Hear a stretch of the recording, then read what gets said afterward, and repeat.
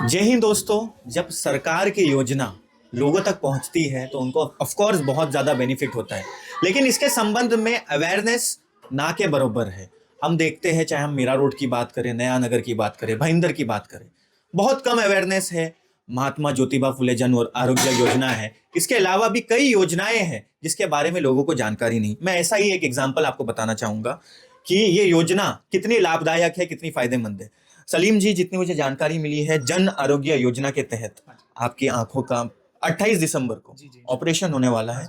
मैं ये जानना चाहूंगा कि आपको इस बारे में अवेयरनेस थी या फिर आपको किसी के जरिए इस बारे में पता चला? नहीं जी, जैसे अभी देखिए कि आप लोग सब जानते हैं कि सोशल मीडिया का दौर है, पर फिर भी ये अवेयरनेस है ही नहीं, क्योंकि यूट्यूब, लिंक्डइन, व्हाट्सएप में इसके बाद भी जाने के बाद भी वहाँ एप्लीकेशन डालें तो सरकार की वेबसाइट में आता है पेज नॉट अवेलेबल। तो ये होने के बाद फिर हमारी वालिदा, मेरा छोटा बेटा है आकिब खान, तो हम उसके साथ स्कूल जाते हैं, तो वहाँ पे शबीना आपा करके हैं। तो एक दिन बात हुई तो उन्होंने मेरी वालिदा को बताया कि जुनैद भाई करके हैं, आप उनसे एक बार बात कीजिए, इंशाल्लाह वो आपकी हेल्प करेंगे। तो जिस तरीके से कमिटमेंट किया गया था वो हिसाब से मैं एक बात कहूँगा कि कुछ भी मसले मसाइल हो, चाहे जैसे भी हो, प्लीज़ मैं रिक्वेस्ट करता हूँ कि जुनैद भाई से आके आप लोग बात कीजिए। उन्होंने कमिट किया था 8 दिन में, तो 8 दिन में मेरा काम हो गया। इंशाअल्लाह अल्लाह उनके पूरे घर वालों को सही सलामत रखे, खैर और आफियत से रखे, हर बीमारी, परेशानी, आफत, बलैया से उनकी हिफाजत करे। आपको देखिए, जन आरोग्य योजना के तहत क्या आपको गवर्नमेंट की तरफ से फोन आ चुका है कि आपका जो भी है ऑपरेशन होने वाला है, उसके लिए जो भी निधि थी उसकी मंजूरी मिल गई है? हाँ जी, मुझे कल एक फ़ोन आया था वहाँ से सीएम रिलीफ फंड से। उन्होंने मेरे से डिटेल्स पूछी, मेरा नाम पूछा, क्या बीमारी, क्या परेशानी है और कितना कवर है, कितना दे रहे हैं। मैंने उनको सब बता दिया गया है कल। तो मैं ये कह सकता हूँ, जुनैद जी के पास आप गए और 8-10 दिन के दर से जो उन्होंने कमिटमेंट किया था कि ये क्राइटेरिया में आप फिट बैठे हो, आपको जन आरोग्य योजना के तहत लाभ मिल सकता है, तो वो मिला आपको? जी, जी, अल्हम्दुलिल्लाह उन्होंने जैसा कमिट किया था, मैंने पहले भी बताया अभी कि 8 दिन का टाइम दिया, 8 दिन में पूरा काम हो गया अल्हम्दुलिल्लाह। सर, अभी मैं आपसे जानना चाहूँगा, जुनैद जी, जैसे कि मैंने कहा, अब इनको भी अवेयरनेस नहीं थी, ऐसे बहुत सारे लोग होंगे, उनके लिए आपका क्या मैसेज रहेगा? सो एक्चुअली ये जो हम इनसे मिले हैं और ये जो योजनाएं इन तक पहुंचाई, मैं ये बताना चाहता हूं कि जो भी पार्टीज है पॉलिटिकल, लेट्स से कि सोशल वर्कर जो यहाँ पर काम कर रहे हैं, वो ग्राउंड लेवल पे ये जो योजनाएं हैं ये लोगों तक पहुंचाए। क्योंकि मैं ये देखता हूं कि अपने लेट्स से कि अगर मैं 9 नंबर वार्ड की बात करूं जहाँ पे मैं रहता हूं, यहाँ पे ऐसे बहुत लोग हैं जो बिलो पॉवर्टी लाइन है, या ऐसे लोग हैं जिनका income is below 1 lakh rupees. So ये जो योजना है जन आरोग्य, ये बेसिकली 1 लाख रुपए के नीचे जिसकी सैलरी है उसको गवर्नमेंट, जो भी ऑपरेशन प्राइवेट में कराओ, आप उसका एक एस्टीमेट लेकर के आप टाइम बताओ, ये टाइम फ्रेम में एडमिट हो रहे हैं, तो गवर्नमेंट की तरफ से आता है। हम उसमें सिर्फ यही करते हैं कि इनकी जो पॉलिसीज हमारे पास आती है वो पॉलिसीज को लेकर के हम गवर्नमेंट तक पहुंचाते हैं। मैंने ये चीज़ देखी थी वार्ड नंबर 19 में होते हुए, मुस्तफा वनारा भाई के ऑफिस में ये चीज़ हो रही थी, और हमने सोचा कि क्यों नहीं सिर्फ एक ही जगह पे, क्यों, let us take it through our office also. So हमारे साथ हमारी टीम भी है, जैसा नवाज भाई है, इमरान भाई है, जुनैद भाई है, अरशद भाई है, ऐसे बहुत पूरी टीम है, सबीना तोलकर इन्होंने बोला।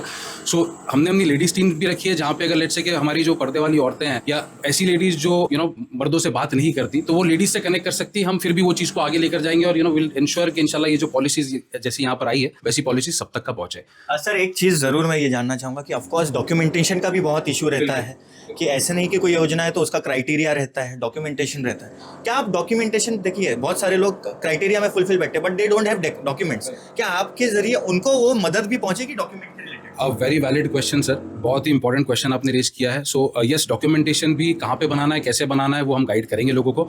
सो कोई भी योजना का लाभ लेने के लिए गवर्नमेंट के डॉक्यूमेंटेशन लगते हैं। Sir for example, Pratap Sarnaik साहब का एक हॉस्पिटल है, मातोश्री इंदिरा बाबूराव सरनाइक हॉस्पिटल, वहाँ पर अगर आपको जाना है आप वहाँ पर जा सकते हैं। आपका जो इलाज है वो होगा फ्री में होता है, बट खाली उसकी एक ही शर्त है कि आपका जो राशन कार्ड है वो ऑरेंज रहे। तो आज हमारे लोग ऐसे हैं कि राशन कार्ड ऑफिस में जाते हैं और वो अपना ऑरेंज राशन कार्ड वो वाइट करवा लेते हैं, क्योंकि उनको अवेयरनेस नहीं है। तो ये सारी चीज़ें हम अवेयर करेंगे, डॉक्यूमेंटेशन क्या लगेगा, आपको इनकम सर्टिफिकेट लगेगा, सारी चीज़ें हम अवेयर करेंगे। और मेरा पहला फोकस है कि ऐसे जो भी लोग हैं जो बिलो इनकम इस लेवल के नीचे हैं वो हमारे पास आए, डॉक्यूमेंटेशन बना करके अपने रेडी रखें, कभी खुदा ना खास्ता कोई ज़रूरत पड़े तो वो चीज़ें जो है 8 दिन और 10 दिन के अंदर हम उनको करके दे सकते हैं। तो दोस्तों, ये थे जुनैद खान जी। जैसे इन्होंने कहा, ये प्रभाग क्रमांक 9 में रहते हैं, और एक जो इनसे मेरी जो बात हो रही थी, तो इन्होंने बताया कि जो लोगों की नेसेसिटी है, चाहे वो हेल्थ हो, एजुकेशन हो, ये उसके रिलेटेड जो सरकारी योजनाएं हैं वो लोगों तक पहुंचाना चाहते हैं। सर, एक चीज़ जो मुझे आपसे भी पता चली कि एजुकेशन से रिलेटेड भी आपको काफ़ी जानकारी है, जैसे कि आप देखिए आरटी की हम बात करें या गवर्नमेंट की तरफ से भी कुछ 75% जो फीस रहती है वो दी जाती है, ऑफकोर्स जो कुछ क्राइटेरिया है उसके लिए। सो बेसिकली ये है कि दो चीज़ की बात करते हैं, एक आरटी की बात करते हैं। RT is basically right to education, ये हर बच्चे का हक है, ठीक है। अगर उसमें कोई बिलो पॉवर्टी लाइन पे है तो आरटी में अगर अप्लाई करते हैं तो पहली से लेकर 8वीं तक की गवर्नमेंट 100% फीस माफ करती है और वहाँ पे वो अपना एजुकेशन कर सकते हैं, because that's a right to education.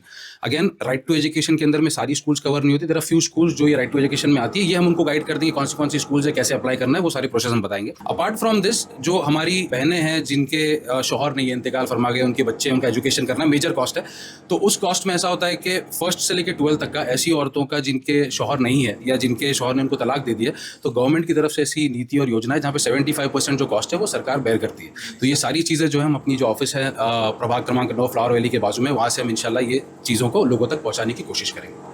Sir मैं ये जानना चाहूँगा, ये समाज सेवा में आप कितने वक्त से जुड़े हुए हैं और अभी चुनाव का माहौल भी है, तो क्या आप जैसे समाज सेवक जो बिना पद के बिना स्वार्थ के लोगों की सालों से हेल्प करते आए हैं, क्या वो चुनावी मैदान में मुझे नजर आएंगे? देखिए अब ऐसा है कि सोशल वर्कर तो मैं हूँ और ये वाला जो काम है, टिकट मिले नहीं मिले, टिकट मिलने के बाद मैं जीतूं या नहीं जीतूं ये तो संगठन तय करेगा, बट मेरा जो कॉज है वो सोशल कॉज है और ये आज नहीं, आज से लेकर के जब तक मैं हूँ इंशाल्लाह मैं ये सारी पॉलिसी जब तक हमारे एक एक बंदे तक नहीं पहुँचेगी ना तब तक मैं काम करूँगा। मतलब आपका ये विजन है कि जो भी लोग अनअवेयर्ड हो हमारे समाज में, चाहे वो प्रभाग क्रमांक 9 में रहते हो या आसपास कहीं भी, उन तक आपको सरकारी योजनाएं पहुंचाना है, सरकारी की डिटेल्स पहुंचाना। तो दोस्तों जुनैद खान जी की इस सोच को सलाम है और ऑफकोर्स इनकी पूरी टीम, जैसे इन्होंने बताया, नवाज भाई और भी बहुत सारे लोग हैं जो इनके साथ जुड़े हुए हैं, तो ये एक टीम वर्क है, कलेक्टिव वर्क है, जिसकी वजह से ये लोगों की मदद कर पा रहे हैं, काफी वक्त से कर रहे हैं।